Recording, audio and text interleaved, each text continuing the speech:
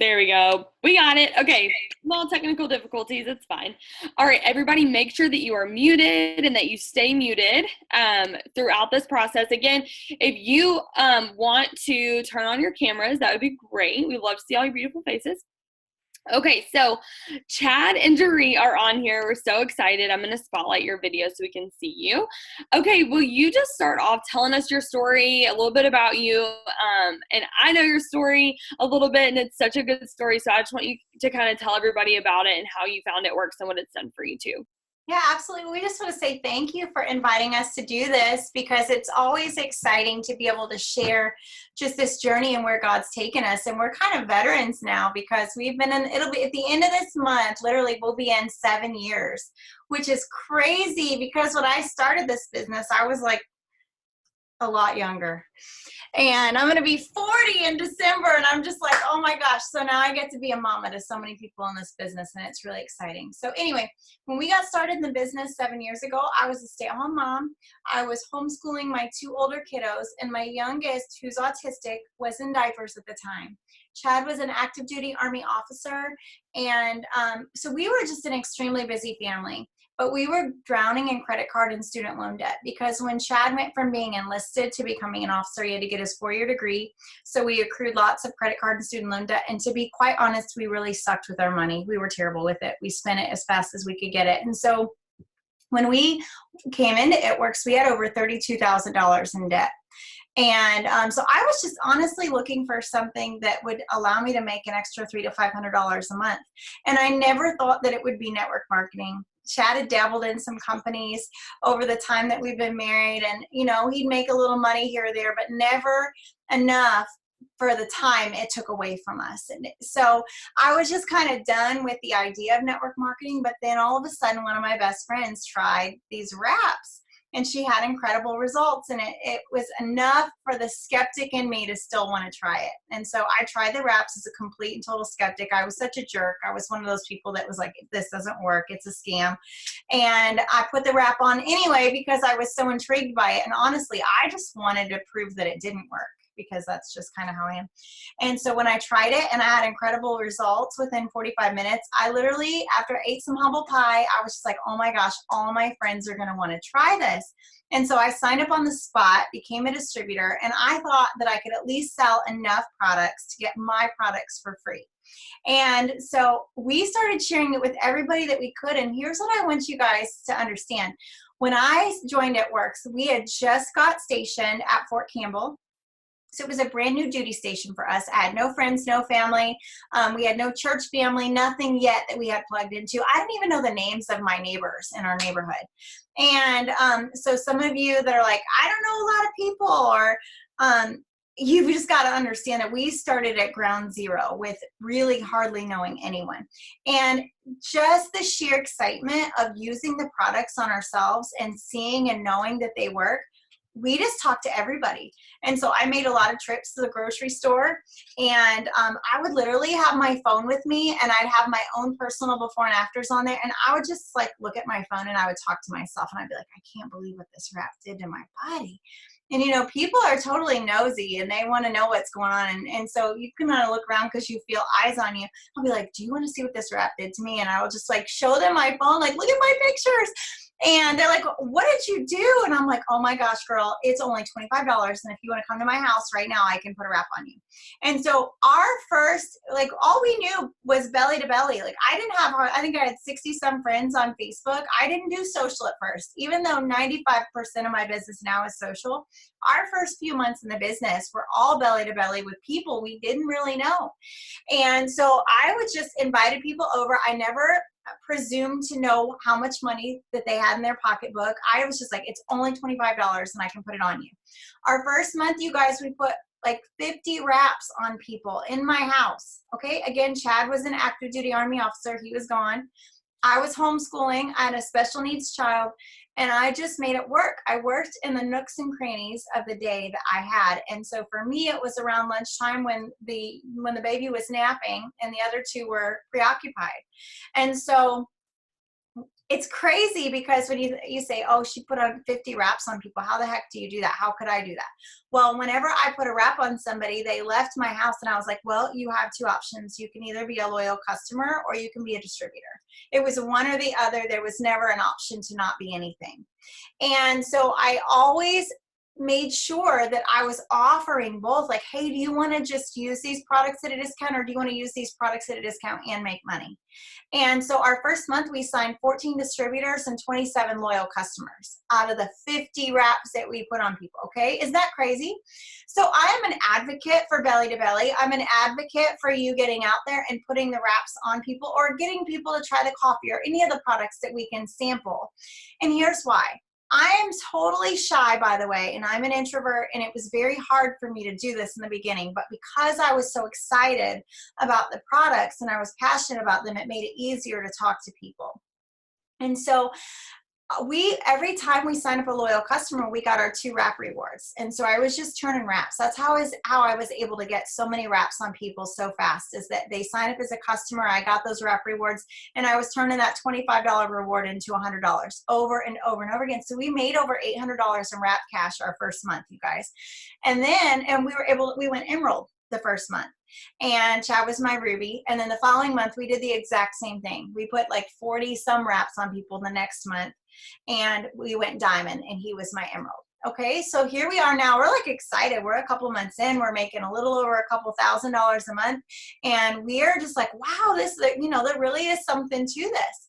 Well, then all of a sudden, we got news that Chad was going to have to deploy to Afghanistan. And I don't know how the Lord kept him from deploying all those years that he was in the military, but it just seemed like he tried to deploy and then he wouldn't go.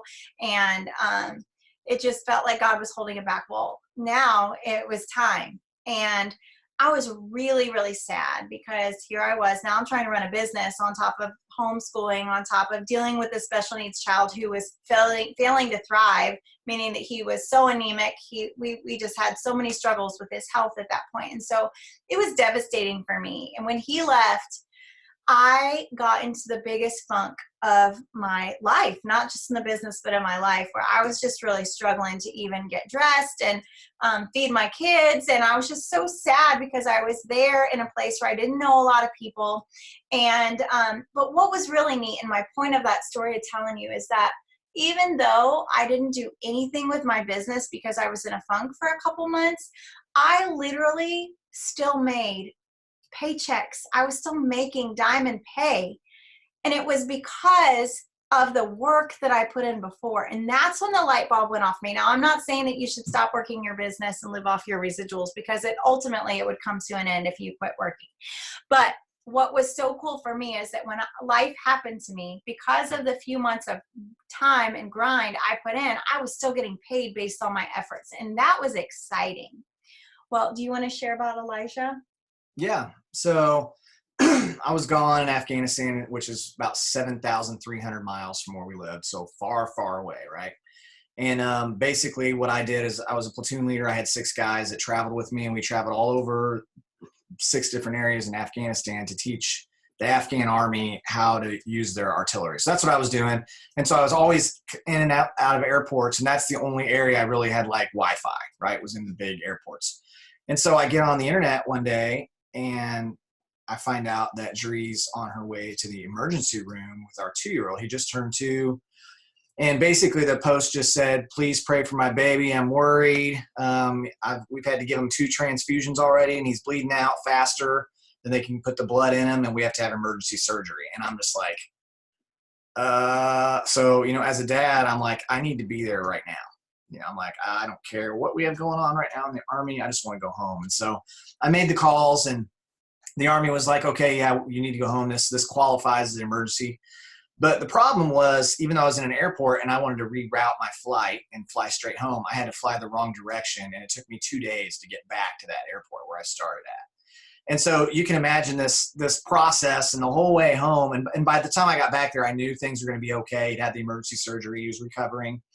But I was so frustrated with not being able to be there. I mentally retired from the military on my way home. So I knew that we were going to figure out something and I had about $7,500 a month in income from the Army that I needed to replace. And we were making a couple thousand with It Works. And so I got home on Christmas Eve. And what's so cool is that we were able to, because I was able to come home and because of everything that happened, we were able to go to our first conference in January of 2013, and which was huge. So do you want to share from there? Yeah, and here's what's crazy, you guys. So once Elijah was better, and it was very traumatic because he almost died, and I would never wish that on any parent to go through something like that. But when God told me the night that he started bleeding internally, the Holy Spirit literally prompted me and said to go check on him. He was my third baby. So by your third baby, you're not crazy. You don't go check on them every night to make sure they're breathing like you do the first one or maybe the second one.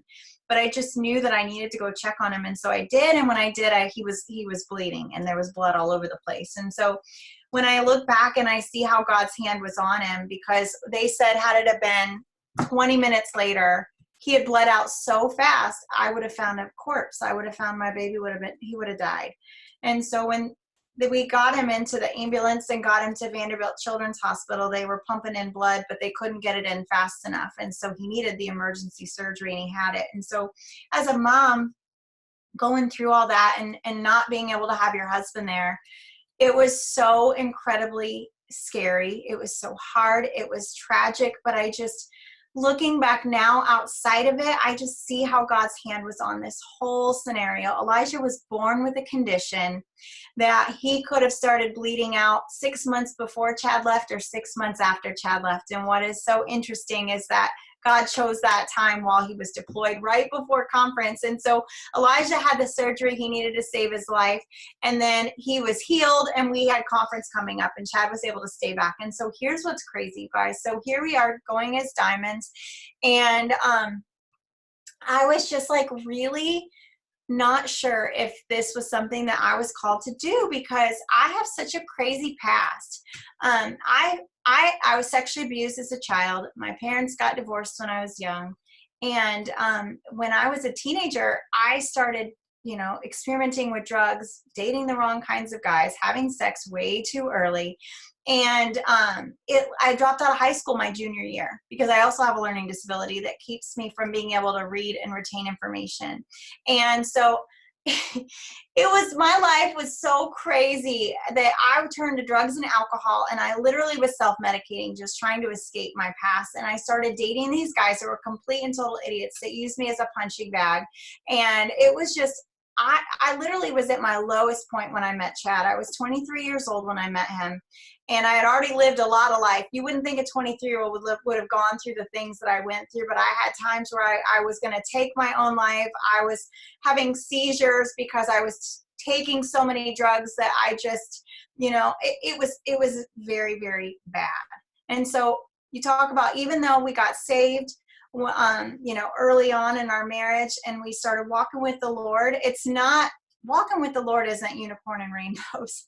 Literally, it's a process of sanctification. And so we came into It Works, so we had fast success. But what a lot of people don't know and understand is that God was shaping us and molding us for 10 years before It Works came into our life. And so we were ready. We were ready for that harvest because there had been some character things that were really forged in us. So coming back to being at that first conference, what was so neat for me is I still had that banner over me of unworthiness. And I really felt like God could never really use me because I was damaged goods. And so what was so neat about being there and listening to the top 100 as they walked across the stage is just seeing that they were scared to be up there and they weren't totally polished and they were, it wasn't like what I expected it to be. I just remember thinking, oh my gosh, she sounds just like me. She's like me. Maybe I could do this. And I just remember Mark dropping the good bonuses for the first time. So we had a $10,000 bonus and we had already gotten that when we went diamond, but there was no other bonuses ever. So we were there when it made history, and there wasn't a double diamond bonus. It was triple presidential and ambassador. So I remember looking at Chad in January as a diamond and I said, do you think it's possible that we could go triple diamond by March? And he was like, well, all things are possible through Christ. So yes, I think we can do it. And I just remember that when we like activated our faith in that moment and made that declaration that we were going to be triple diamond by March, again, it's January. And, we just knew that we were going to have to really put our heads down and go to work. And it meant that we were going to have to say no to the good stuff so that we could have the great stuff moving forward. And so we didn't watch Netflix. We didn't go on date nights. We just decided that in the nooks and crannies of our days, we were going to work as much as we possibly could because we wanted to make this happen, because neither one of us ever wanted to feel like we did. Let's see if I can get this to work. There you go. We never wanted to feel like this. When Elijah was in the hospital there, that was after he had surgery. And we never wanted to feel like the Army could dictate so much for us. And we wanted to have freedom, and we wanted to be able to do this. So we left conference with our hair on fire. We went double diamond in February, triple diamond in March. Okay? Well, I got to share this too. And okay. I just want to tell you guys that we almost had an unfair advantage because our why was so huge. And one of the tips I really want you guys to understand is that when the stronger of a why that you have and the stronger the reasons that you have to be successful and it works, the easier it works becomes. So true. And because we just knew we both wanted me to get out of the Army, and we knew there were some things that had to happen financially before I was going to be able to do it. And we just knew that we were going to make it happen. So whenever there's always days where you don't feel like doing what you know needs to be done. You know, it's like when you hear of someone who needs to lose 100, a doctor says, you got to lose 100 pounds this year, you're going to die. That person can lose 100 pounds because they don't want to die, right? Well, I didn't want to be in the Army anymore. And so when I didn't feel like doing it, I just looked at this picture and I was just like, okay, yeah, I'm going to work. I'm going to stay up as late as it takes. I'm going to get up as early as it takes. We're going to talk to people all day long. There was days we talked to so many people, I lost my voice. Like I couldn't even talk anymore. I mean, that's when you know you're working a lot, right? When you're talking that much. Well, and just keeping in mind that I'm still homeschooling. We don't have a nanny or anything at this point. Okay, look, it is just him and I. Chad is still working 14 hours a day. And we made this work. And so we worked hard out of that first conference for 101 days. We did a 90-day run, but it took us 101 days to get to our ultimate goal. But we ended up going triple diamond in March, and then they extended the bonuses. And we were like, okay, I just looked at him again. I was like, do you think we can go presidential in April? He's like, we did it once and we could do it again. And so I don't know how many distributors we were far away, but we were just like, you know what, we're going to activate. We know God can, he loves it whenever we dream so big that he's got to step in and move on our behalf, right? And so if you're thinking small and it's something that you could achieve within your own strength, then God doesn't get the glory that way. So God asks us all the time to step outside of what we know we can do, and where he's got to step in and partner with us so that he ultimately gets the glory in those situations. And we don't serve a small God, we serve a big God, an abundant God. And so we're like, all right, we're going to go for it.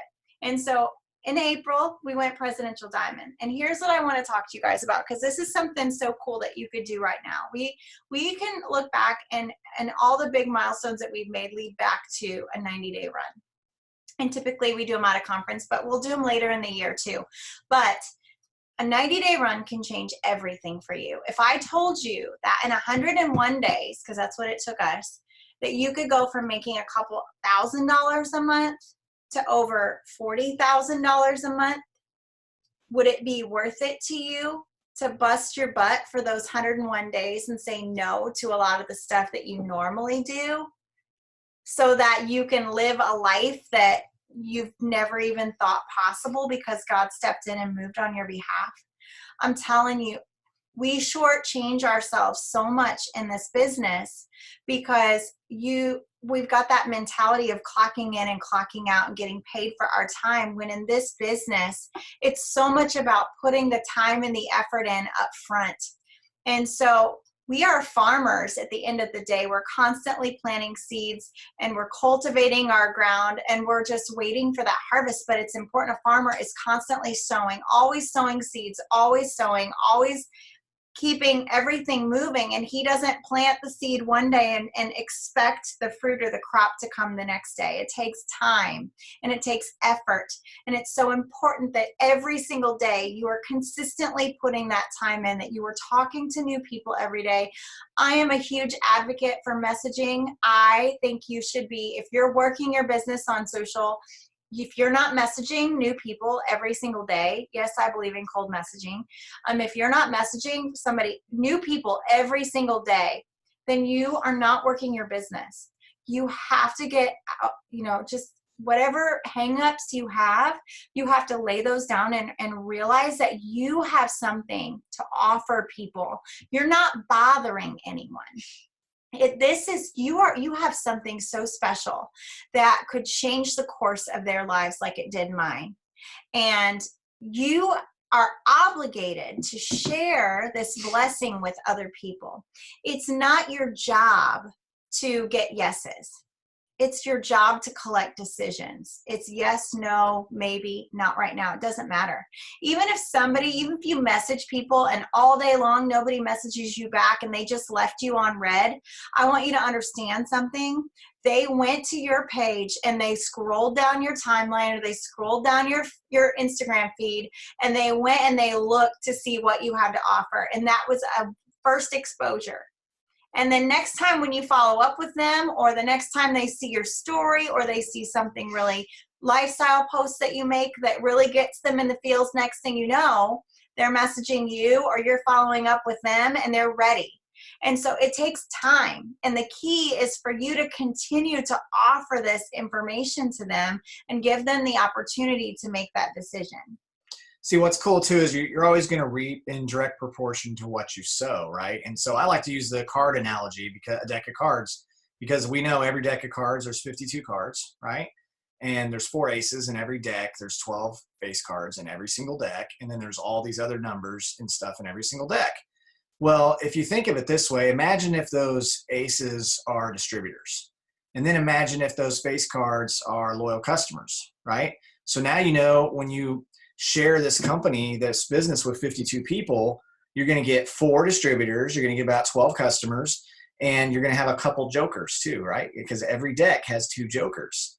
And see, the jokers take people out a lot. The jokers come along and they go, oh, really? You really think that's going to happen? And the challenge is you don't know where the aces are in the deck, you don't know where the face cards, and you don't know where the jokers. So you might be flipping through the deck, and then you get like 2, 3, 5, 7, 9 joker. And then you're like, oh my gosh. So what you have to understand though, is you have to go through the whole deck. And if you go through the whole deck, then you're going to find 4 distributors. Now here's the thing, is some people are going to take a year or 2 years to go through one deck, right? And then other people are going to go through a deck like every month, which would be doing your steps every month. And then there's people who go through the deck multiple times a month, or even some multiple times a week. A few months ago, we had a girl on our team did her steps 10 times in 1 month. 10 steps to success in 1 month. And one thing that I know that from anyone I've ever talked to in this company, I have never yet met anyone who did their steps every single month for a year straight and wasn't at least double diamond. Like every person I've ever met who did their steps for 12 straight months is a minimum of double diamond, and usually further along than that. So I want to kind of make this point, just read a story real quick for you guys, and we go into whatever was next. This comes out of 2 Kings 4:1. This is the widow's olive oil story, okay? And it says, the wife of a man from the company of the prophets cried out to Elisha, your servant, my husband, is dead, and you know he revered the Lord, but now his creditor is coming to take my 2 boys as his slaves. So here you have a woman, and her husband died, and he was probably the one making all the money, right? And they owed money.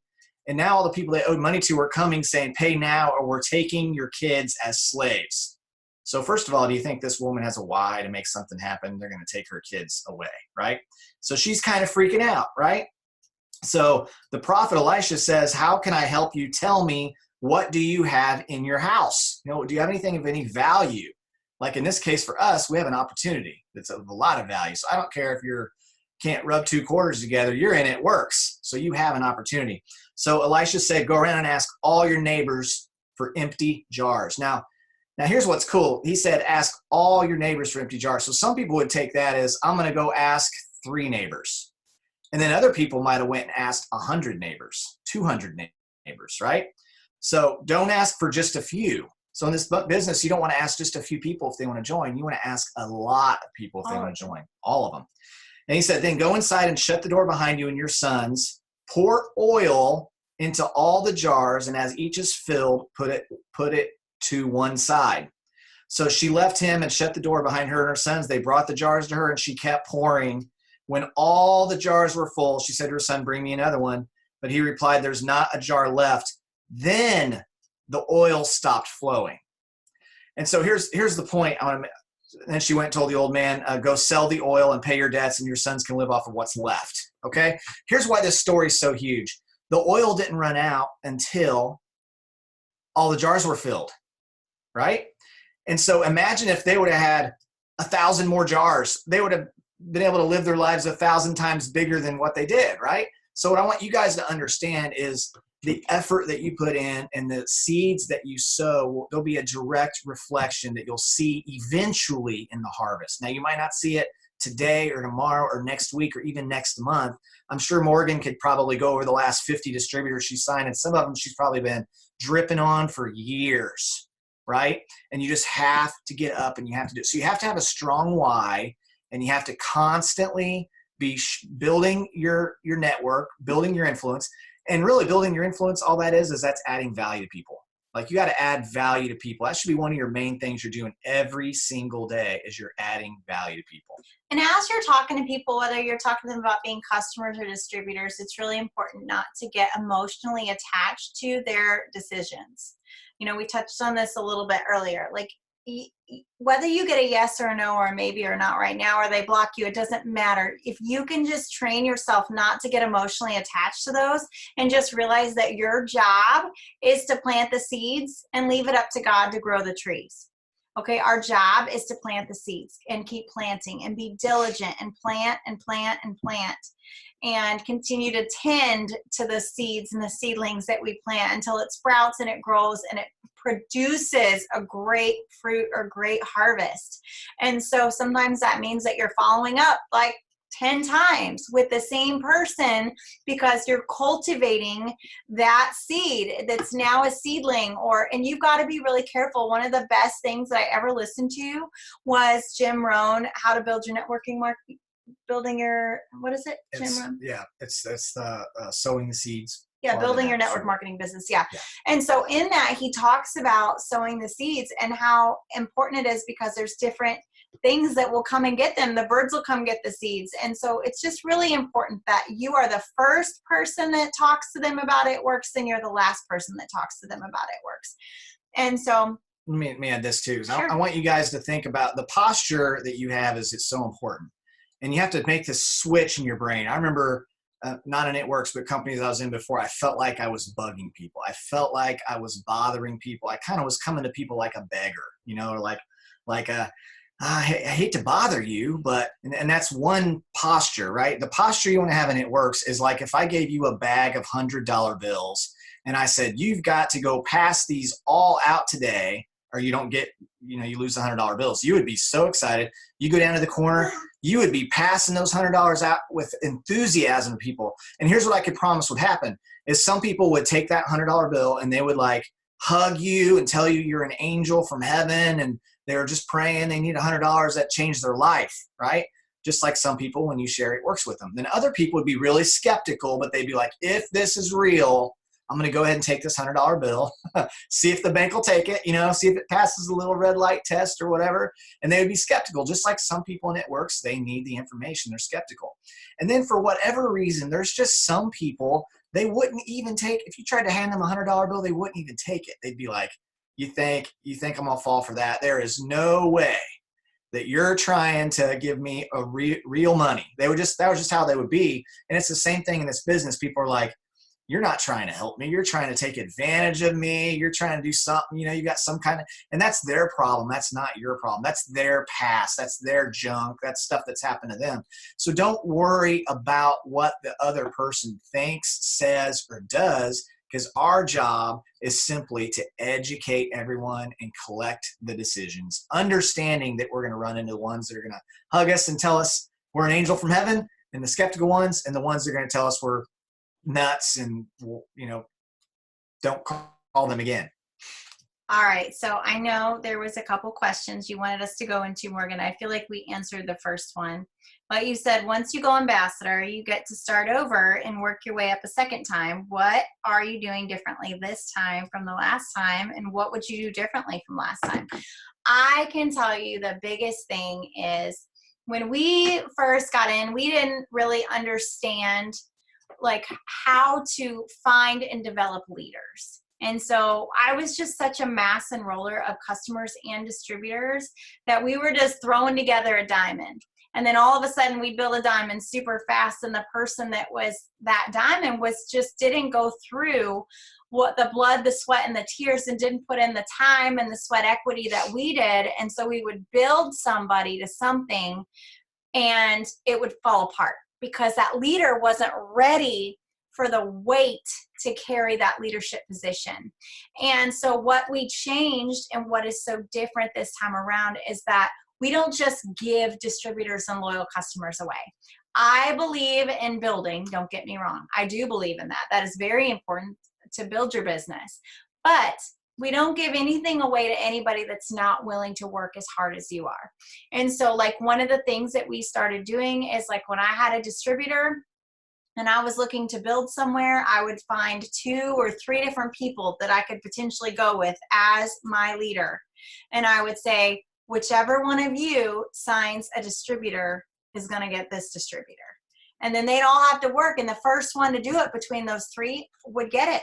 And then I would do the same thing for loyal customers. If I have a loyal customer and I have a couple different people that need to get fast start qualified, or a couple different areas that need volume for a promotion, then I'm going to put them in a group text, and I'm going to say whoever signs the next loyal customer or puts me on a 3-way call or signs whatever is going to get this. So every time they had to work for what I gave them. So they had, and they are investing themselves instead of just building somebody and then being like, I don't even know what happened. I just started getting paid. And then they don't have the time and the sweat equity that was needed for them to stick it out. And so I just got tired of building something and then it crumbling and building something and it crumbling, that even if we had to, it took a little longer for us to build something the next time around, we were going to make sure that it was built solid so that it didn't crumble. So hopefully that answered your question. I feel like that was the biggest thing, is just never giving away anything for free, because then the people on your team are going to, they'll stay longer.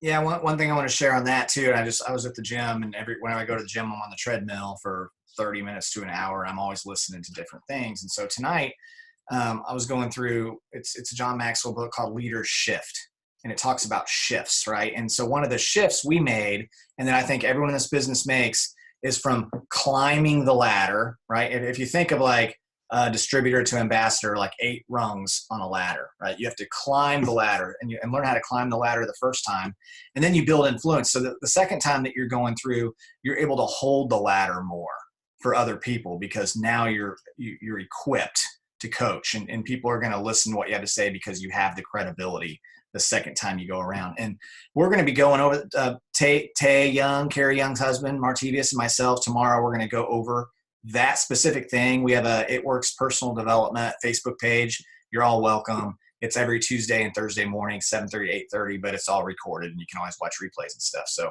that's actually what we're going to be going over tomorrow morning. But yeah, so the second time around, it's just, it's a little different because you're a little smarter and you've learned a lot more. And the first time around, we were just like, eeny, meeny, miny, mo, you go diamond. And then we build it, and 3 months later, you're like, wow, that person's an executive now. And it's because they didn't learn anything. So it's so much better for the long term to build people. And I was telling a girl on our team the other day, her goal this year is to go triple diamond. I said, you only need about 9 to 12 people that really want this. You don't need 1,000 people. You need 9 or 10 that really want this to make $10,000 a month. Now, you have to sort through people. Just like if we owned a gym and we went and had 1,000 members sign up to our gym, how many out of 1,000 do you think are really going to get big and strong and hit their weight loss goals and do all the stuff? It's going to be about 5 to 10%. That's about what you're going to be looking at. It's the same way in anything, whether it's college or whatever, you're looking at. You have the 5%ers are always the 5%ers that work harder and do more and grow themselves more. And so you have to sort through that, and you want to become that first, like Morgan has, right? You guys are like, man, Morgan's so amazing. She probably wasn't born this amazing. She's put in the work to become more and more and more amazing and grow. And so we all can do that. That's what's so cool about this. Well, and we all have the mountaintop times and the valley times. And I feel like that it's really important to embrace both. And probably even more important is to embrace the valley. And I want to preface this with, I want you to think about what the valley is. The valley is lush and it's green, and that's where the root system can really get down in, and you're able to grow and flourish in the valley. Okay, and in the valley is where the character gets forged. That's where God is dealing with things in you, where he's making you the leader that he needs you to be so that he can trust you with the team that he has for you. And what I see time and time and time again are people that are like, I just don't understand why I don't have that, or why she has that. And they're looking left and they're looking right, and they're comparing themselves to somebody else and not realizing that you need to deal with you. That there's some self-reflecting that you need to just stop and pause and say, okay, God, what is it in me that you want to change? Like, what do I need to change so that I can be the type of leader that you're calling me to be? And that's when you are able to get to that place and get quiet and listen and really reflect and hear what God wants you to do, that you can really take off and that you're ready for the mountaintop time, because it's lush and green and safe in the valley. And then you climb up the hill or the mountaintop and it gets barren and the winds come at you harder and there's not any coverage and you're exposed. And so God doesn't want to promote you to a level that's going to crush you. So it's important to embrace where you are. I'm not saying you should settle for where you are, but if you find yourself coming around to the same thing over and over and over again, there's a lesson in it that you haven't learned yet. And a lot of you are like me. A lot of you have struggled or are currently struggling with feeling unworthy and feeling like God can't use you, and that there's this underlying thing of just feeling like you're a screw up, you're a mess up, and how could God want to use you? And I want you to understand that God loves more than he loves. Look all throughout the Bible, he loves screw ups. He loves the people that are so messed up, that are literally living in the gutter, and he loves to pull you out and create this incredible story. And he wants to give you a platform of, like, it's so exciting to me, you guys, when I look back on my life and I think of all the horrific things that I went through, all the abuse and all the hardships and all the tragic things that happened, the glancing blows where my life could have been gone like that. I just think, oh my gosh, God is so good. Like, he took this high school dropout, this screw up, this woman with a colorful past that was arrested multiple times. Multiple times I was arrested and felt worthless. Yet here I am, and he took my life and he's turned it into this, and he's given me a platform that I don't take lightly. I am so excited that I get to be here and share my testimony with you. You know, it's great. It Works is great. I love the money. I love that we have more so that we can give more, so that we can be more, and we can add value to people's lives. But what I love more than anything is having this platform and being able to be vulnerable with you guys and share from my heart what God's done for me. And if there's anything that I can do, I just want you to understand and know that you are loved by a God who can do so much more beyond what you think you're capable of doing. And if you will just partner with him and trust him and start to believe his truth over the lies that we, especially as women, we come into agreement with these lies, and we're constantly hearing, all the things that we did wrong, and we've made that our identity. And I just feel like God, there's some of you guys that he just really wants to set free tonight. He wants to set you free. He wants you to know that it takes one tiny little spark, one tiny spark to set a whole forest on fire. And you can be that spark. You can be that light in the darkness. You can be all that God's called you to be, but it's your responsibility to ask him what it is that he wants you to change so that you are ready for the next level of this promotion. So, okay, we'll get back. Sorry, sometimes I get on my soapbox. Okay. Has your business had ups and downs? If so, how do you handle that? And stay on the offense when it comes to creating momentum and excitement in your team.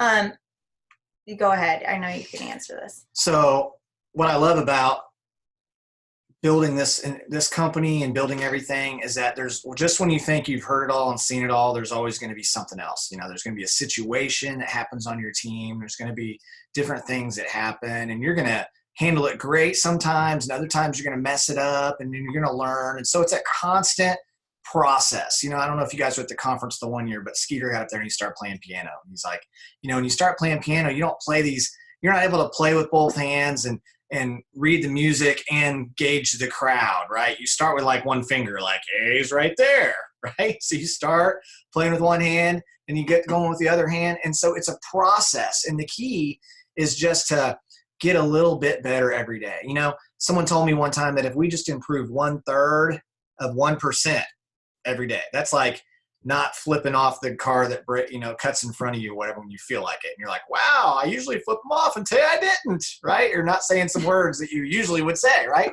So you just improved 1/3 of 1%.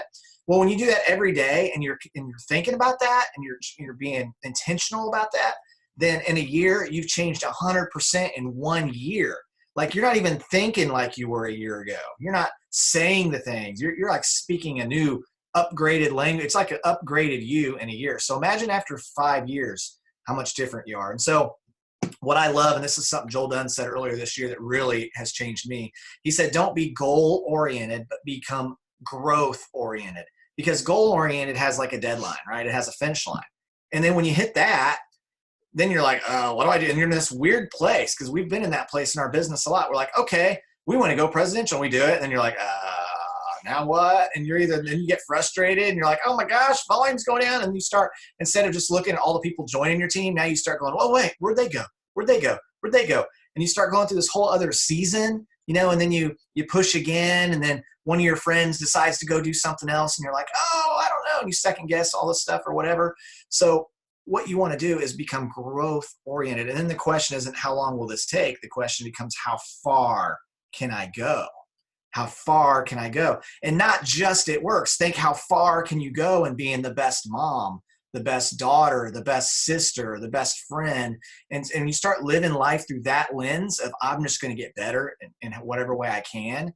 You're so excited about every single day, because what it represents is you becoming a little bit better and walking into the fullness of your calling and destiny that God has on your life. You know, it's getting just a little bit more belief in you, a little bit more faith, a little bit more confidence, a little less angry when you go around that same mountain and you have that same trigger or whatever, and you handle it a new way finally, so right? Good.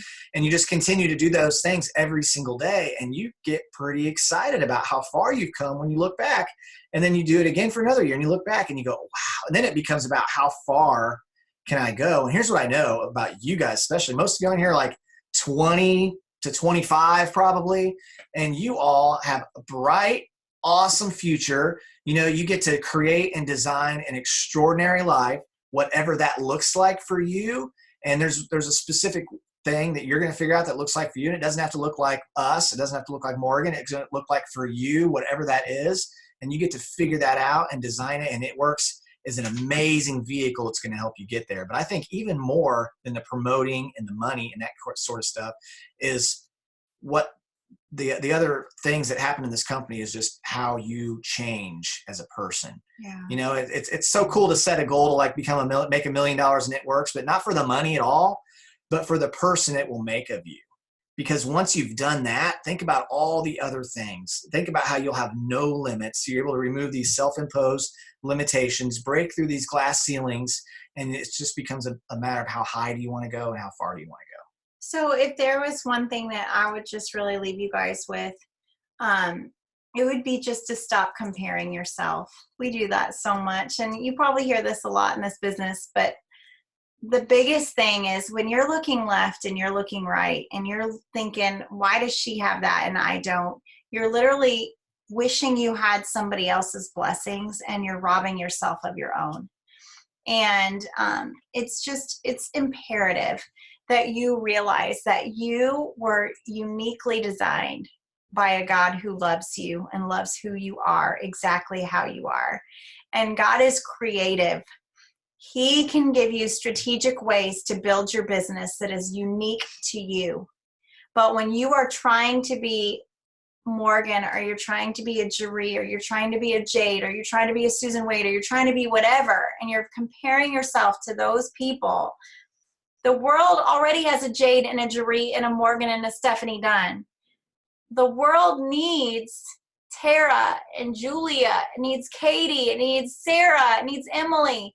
You guys, this business needs you to be you, because you offer something that is so unique and so different. And like me, getting to stand up and share from a platform my testimony about how Jesus has changed my life and how I went from being a victim to being victorious, and how I was broken and then I was healed and now I'm whole, and I'm able to minister out of a place of wholeness to women who were broken like I was. I'm telling you, you guys, this is so, so huge. But when you are dialed in trying to be like somebody else, God can't work in that.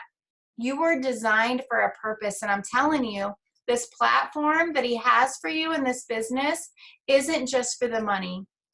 Although the money is going to be good because you're going to be able to do a lot of good things with it. But it's so that you have a platform and you've been elevated to a position where you can share from your heart how God's changed your life and how you've walked through all of the trauma, all of the heartache, all of the pain, and now you've come out on the other side. And it's so important, because I love the big checks that we get, but what I love more are the messages I get from the women who were broken like I were. And because I was bold enough to share my story, now I'm able to pray with them and love on them and lead them to the Lord because I was vulnerable. And so that's just another thing, is just to always, always be vulnerable and share the real you. And so anyway, that's all I got, girl. But if you have any questions, Morgan. I just want to say you're all an awesome team too. Yes. Because all of you on here on Morgan's team, and come on, she's talk the talk and walk the walk, right? She knows what to do. So if you follow her, she will help you get to where you need to go. Oh, thank y'all so much. And thank y'all for this. Like, I mean, the chat's blowing up, but my phone is like, I had to silence it because it was just buzzing, and everybody is so excited. And it was so weird. Like, this is what every single one of us needed to hear tonight. Exactly what we needed to hear. And I just feel so encouraged. Like, my heart is just so full. So thank y'all so much for pouring into us. Thank you for taking the time out of your night. I know y'all are so busy. And thank you for being vulnerable and sharing your story with us, because I thought I knew your story, but I didn't actually know your story. Hi! We got another one joining us. This is the little guy that almost died, and now he's a big boy, and he's fine now. Now he's in Ninja Warrior training. Yeah. I saw that on your Facebook. Hey! I'm getting a lot of freckles. He's getting a lot of freckles. Summertime, that happens. I know. I wish I had some freckles. I think those are so cool. Yeah. But well, thank y'all so much, and y'all have an awesome night, and I'll send you the recording later too. But thank you. Bye.